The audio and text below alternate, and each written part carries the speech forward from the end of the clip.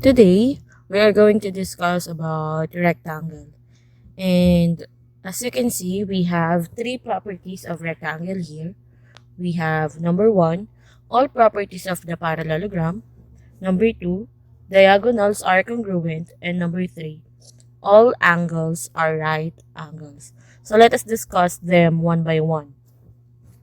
So for the properties of rectangle, we have the properties of parallelogram. So, rectangle is part of the parallelogram family. Since part siya ng parallelogram family, lahat ng properties ni parallelogram is applicable kay rectangle. So, let us have the first one, which is opposite sides are congruent. So, let us discuss this.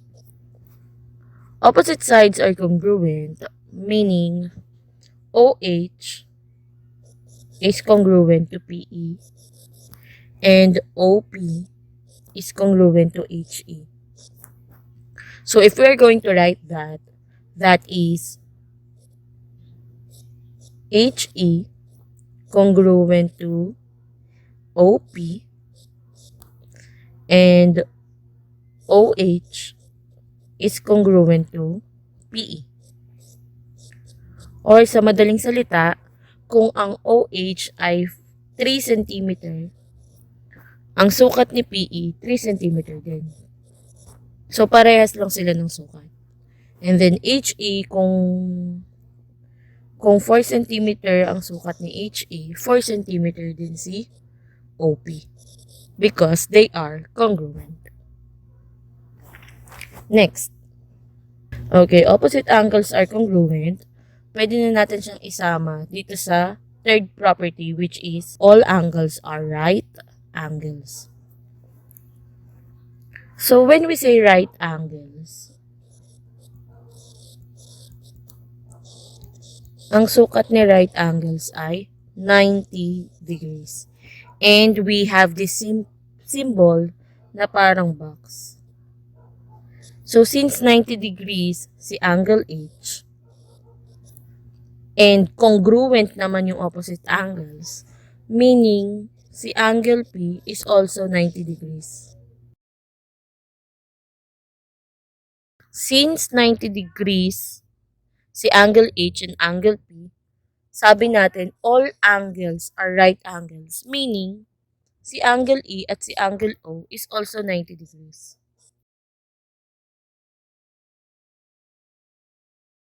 And we can also add this property. Pwede na natin gamitin tong consecutive angles are supplementary. So when we say consecutive, magkasunod.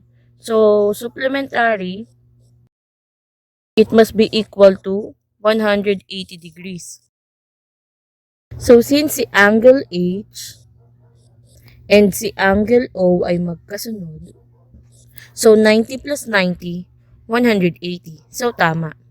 Or angle O plus angle P, parehas pa ding 90 plus 90, 180 pa din. So kahit anong magkasunod na angle ang ipag-plus natin, supplementary pa rin sila, 180 degrees. So kahit angle P or angle E, they are also supplementary. And then next, diagonals bisect each other. So if we draw a diagonal here, HP, and then we also draw diagonal OE, hinahati daw nila ang isa't isa. When we say bisect, hinahati into two equal parts. So for example, they intersect at point S. So kung si OS ay 5 cm, si SE is also 5 cm. Kasi OS is congruent to SE. Kaya parehas lang sila ng sukat. Kasi hinahati nila into two equal parts. Okay?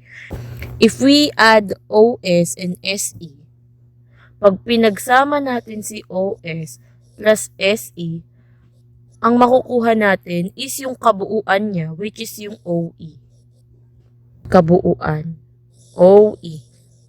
Pinagsamang OS plus SE. That is OE. Sabi, congruent yung diagonal. So, ibig sabihin, si OE, congruent siya kay PH. So, ibig sabihin, kung si OE ay 5 plus 5, 10 cm, ibig sabihin, si PH, 10 cm din.